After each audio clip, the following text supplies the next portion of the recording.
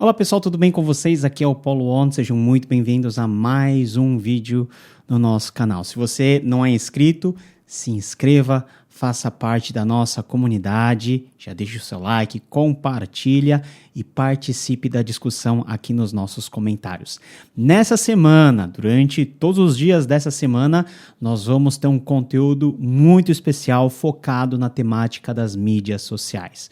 Como que nós podemos usar as mídias sociais para cumprir o propósito da missão de Jesus, demonstrar por meio delas o nosso testemunho, o nosso compromisso com Cristo, como que as mídias podem ser utilizadas para a evangelização e como instrumento poderoso da proclamação da verdade de Jesus. Semana muito importante e nós vamos apresentar cortes de uma live que eu fiz com o reverendo Rodrigo Leitão, executivo da APECOM, a Agência Presbiteriana de Evangelização e Comunicação. Foi um papo muito legal que nós gravamos no ano passado e que hoje, nessa semana, nós vamos fazer cortes temáticos para que você possa ser abençoado e ter uma visão muito boa do uso das mídias sociais para a glória de Deus. Nesse primeiro vídeo, eu e o reverendo Rodrigo Leitão falamos sobre o uso das mídias sociais dentro da nossa igreja presbiteriana do Brasil, uma igreja de 163 anos. Como que é usar as novas tecnologias dentro de uma igreja tão histórica, tão tradicional? Confira aí. Nós somos a igreja decana aqui no Brasil, né? Nós somos a igreja histórica mais antiga que nós temos em termos de organização, e com mais de 160 anos nas costas, nós temos uma estrutura de governo, uma estrutura em termos de igreja já muito bem estabelecida, que nesses últimos tempos tem tido esses desafios, até por causa da pandemia, no desenvolvimento de novas formas de comunicação. Então, quem não conhece o nosso arroba aí da IPB Oficial, pode ir lá conhecer o trabalho que a APECOM tem feito em termos de divulgação do Evangelho, até em termos de identidade visual. A gente vê esse tipo de aperfeiçoamento e desenvolvimento. Como que é para um pastor de uma igreja histórica lidar com esses novos meios? Porque antigamente a gente tinha a mídia social, que era a mídia impressa. E a igreja presbiteriana sempre foi pioneiro em produção literária escrita. Mas como que tem sido no âmbito assim da igreja e da APECOM essa transição para uma comunicação mais visual, mais de imagem, mais de vídeo e mais de som? Olha, Paulo, é engraçado, né? Porque é difícil de você falar isso em uma perspectiva única, né? É lógico que a gente tem aí pastores jovens que têm feito um trabalho maravilhoso nas mídias sociais. Você é um exemplo disso, né? Como alguém que está no ministério e já percebe o seu ministério nascendo na igreja e, paralelamente, ele caminhando também, né?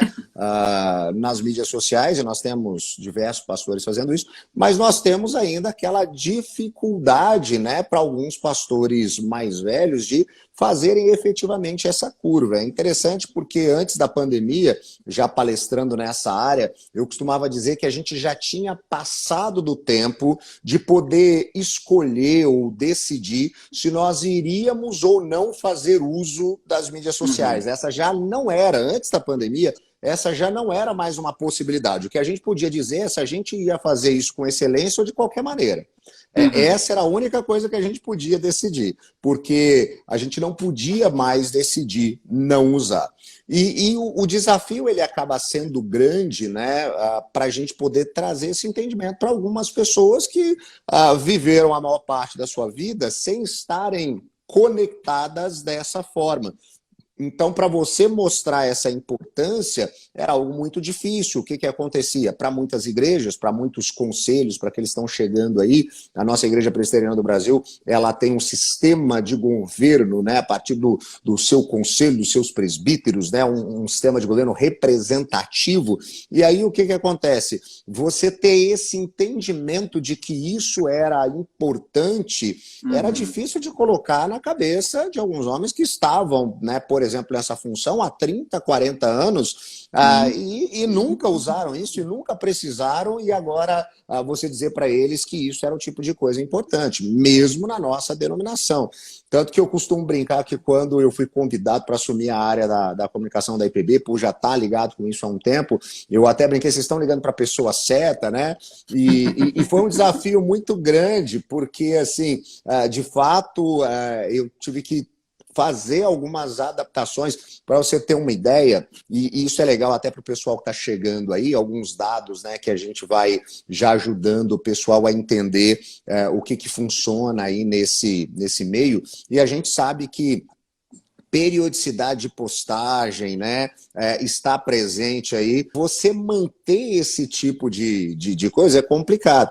Quando eu assumi essa área de comunicação, né, na Igreja Presbiteriana do Brasil, tudo que nós tínhamos no final de 2016 e início de 2017, como uma denominação histórica que somos, era um site que, né, tinha ali razoavelmente atualizações esporádicas, e nós tínhamos uma página no Facebook que era atualizada a cada quase 3 meses, né? Nossa! Então, assim, quando tinha algum evento, alguma coisa. E aí tem um dado interessante, o ano 2016 é um ano que ele está talvez no auge, né? No último ano de crescimento efetivo do Facebook, né? E nós tivemos como denominação um crescimento de 19 novas curtidas por dia na página da IPB, na nossa denominação, o que é um número muito inexpressivo, né? E quando eu assumo em 2017, a primeira coisa é assim, vamos trazer um pouquinho de periodicidade, vamos fazer algumas coisas simples mesmo, né? Que era postar todo dia de manhã, 6 horas da manhã, uma imagem com versículo bíblico. Essa foi a primeira coisa que a gente fez. Todo dia vai entrar. E a gente começou a fazer esse tipo de coisa. É legal porque a gente já faz isso há 5 anos e um dia desses deu um problema no aplicativo, lá no programa que faz o agendamento.